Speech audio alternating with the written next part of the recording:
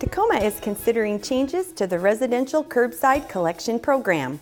Winter weather makes for great bird watching. And find out about link extension alerts. All that and more coming up next on Tacoma Report.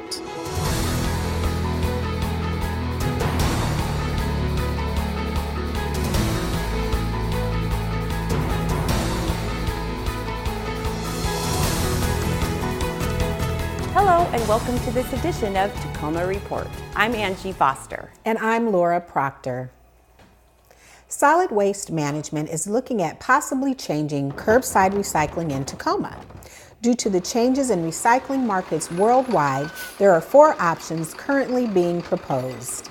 So the 4 options proposed right now are, starting with the first one, would be limited recycling, and that essentially does away with the curbside recycling program as is right now, and would set up some satellite sites across the city where people could drop off their recycling, similar to the recycling center that we have over off Center Street. And the second option, which would be partial recycling, which would keep the program as is right now, minus the glass curbside program. The third option would be maintain the program as is. So curbside recycling continues in its current form. The last option would be maintain the curbside program as is, and then add some specific education on educating people about recycling properly, how they can recycle, what's the right way to recycle, and increase in a numerous amount of ways. Solid Waste Management is currently accepting community feedback on the options. To give your comments, visit the project page. A recent study ranked Tacoma as the nation's 15th top city for millennial homeowners. This is up nearly 5% over the last decade for this demographic. Tacoma is reported to be one of only 42 cities in the U.S. to see this level of increase, and nationally, millennial homeownership has dropped 4.4%. Staying up to date on the Tacoma Link Extension program is important for those living and traveling in the area. The project will more than double the length of the current Tacoma Link and is adding 6 new stations. During construction, Sound Transit is planning community information sessions at locations along the route. To get updates and event information delivered right to your inbox, visit the Hilltop Tacoma Link Extension page and click the subscribe button.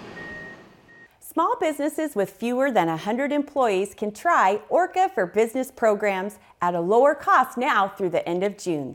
For businesses who choose to subsidize their employees' transit passes through Orca Business Passport or Business Choice for the first time, the Washington State Department of Transportation will provide a 50% rebate on the employer's contribution amount up to $10,000. The Small Business Transit Subsidy is a great opportunity for businesses to try out offering transit benefits. Transit benefits are becoming more beneficial to employees, especially as we get more transit in the South Sound area. Transit benefits can help attract new employees because it allows them to access with the community around them, and it can help to retain employees as well. Visit the website below to find out more. The topic of homelessness continues to be an important item for discussion in Tacoma.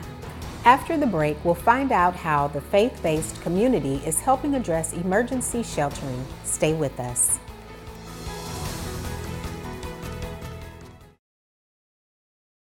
The city continues to look at innovative ways to help provide emergency shelter for people experiencing homelessness.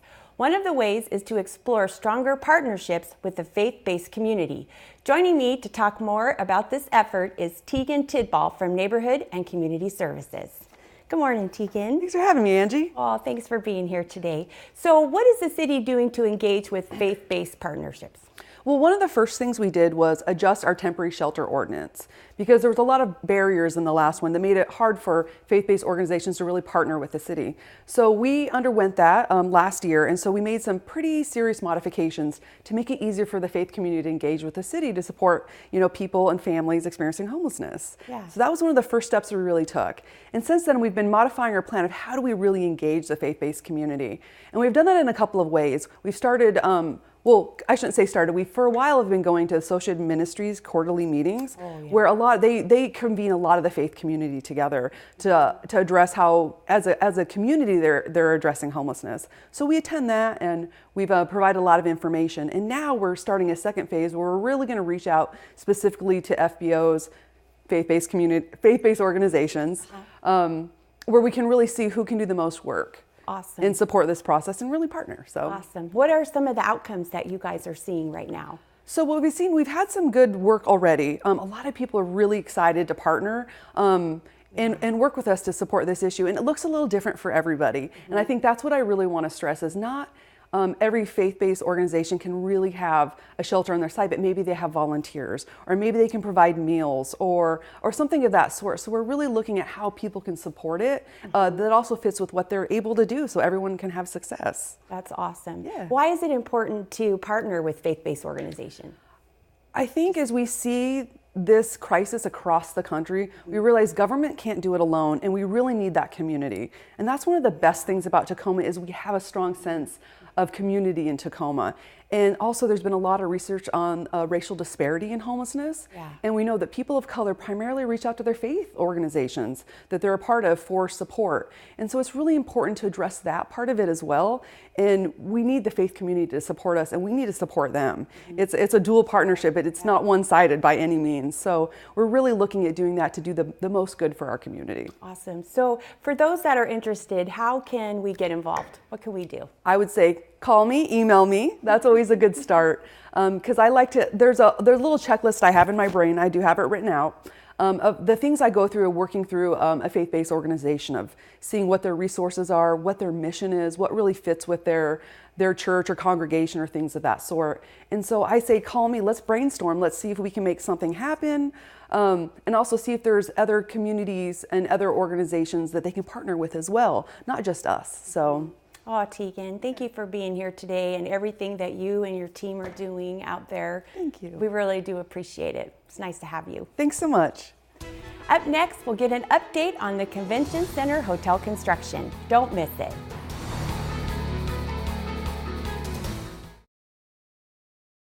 Tacoma skyline is changing. A new hotel expected to open in 2020 and projected to be the second tallest building in Tacoma at 23 stories tall, will include 304 guest rooms and multiple meeting spaces to complement the Greater Tacoma Convention Center space. To learn more about this development, visit the Convention Center's project page about this hotel. If you'd like to check on things in near real time, watch the webcam, which is focused on the site. When snow or heavy rain is in the forecast, visit the inclement weather page to find out about the city's response to weather-related events.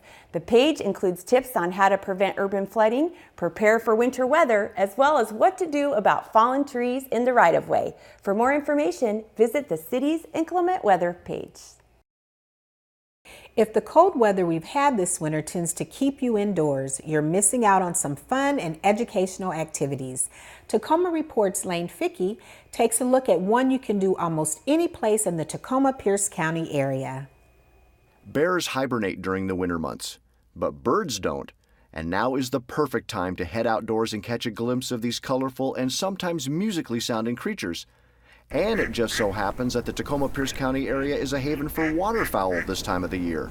Ducks, geese, swans, you'll see a lot of those coming to our area from colder climates. So up north, also at higher altitudes, and they come here because it's milder, there's still open water, they can have food sources. So it's a great time to see some of those birds. And also, there aren't as many leaves on the trees, so it can be easier to see some of the songbirds and birds that are here year-round because you have less things that are hiding them. The Tahoma Audubon Society, a nonprofit organization, has many activities planned through the winter. Everything from guided bird walks and field trips to a book club and a backyard bird count designed to find out what kinds of birds are in our area and how many are there. This organization has been going strong since 1969, and while most people think of this group mainly for its connection to our fine-feathered friends, it's certainly a whole lot more. Tacoma Audubon has helped protect and preserve a number of pretty important wildlife areas, including Nisqually National Wildlife Refuge, Snake Lake where the Tacoma Nature Center is located, Morse Wildlife Preserve that we've worked on along with Forterra, and Grace Harbor, along with many, many other issues. This is really a solid voice for environmental issues in this area. Binoculars sure make it a lot easier for bird watching, and if you have an old pair of binoculars that you're not using anymore, why not bring them down to the Tacoma Audubon Society? That way visitors can check them out when they go on one of the many guided bird walks that the center offers. For Tacoma Report, I'm Lane Fickey.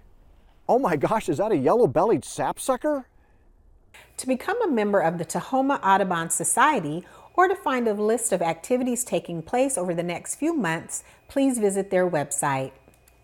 Metro Parks Tacoma offers a number of volunteer opportunities that fit many interests, including conservation efforts, community engagement, and youth services. Volunteering is a great way to participate in the community and help Metro Parks further their mission to create healthy opportunities to play, learn, and grow. To find a volunteer opportunity and submit an application today, visit their website. When we come back from the break, March is Women's History Month. And we've got some great tips on how to prevent vehicle theft. Don't go away. Motor vehicle theft is a problem that isn't isolated to any one geographic area. It can happen anywhere, and it is a national problem that results in billions of dollars in losses every year. Fortunately, there are some quick and easy things that you can do to try and prevent vehicle theft. Maria Lee has this story. There are a number of things that you can do to try and prevent vehicle theft, and sometimes the most effective things are the simplest.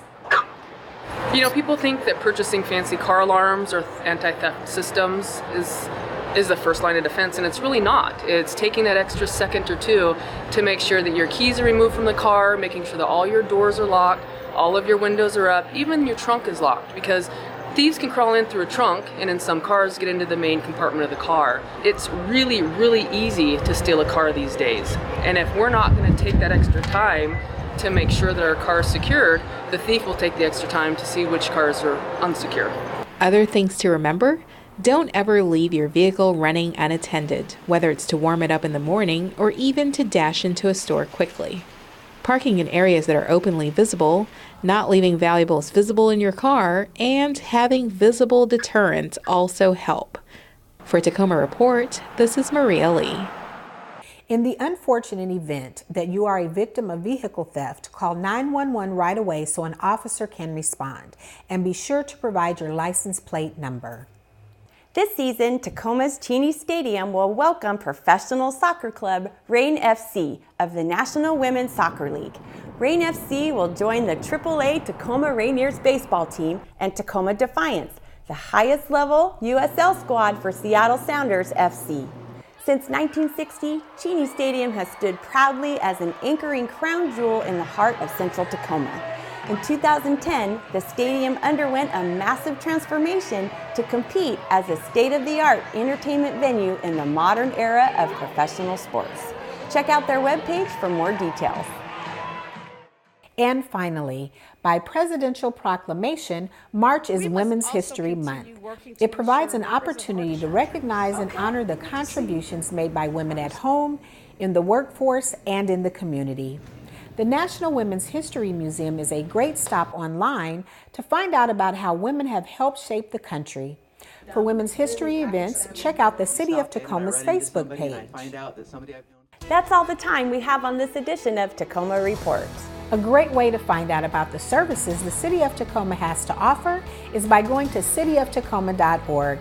Until next time, I'm Laura Proctor. And I'm Angie Foster. Thank you for watching.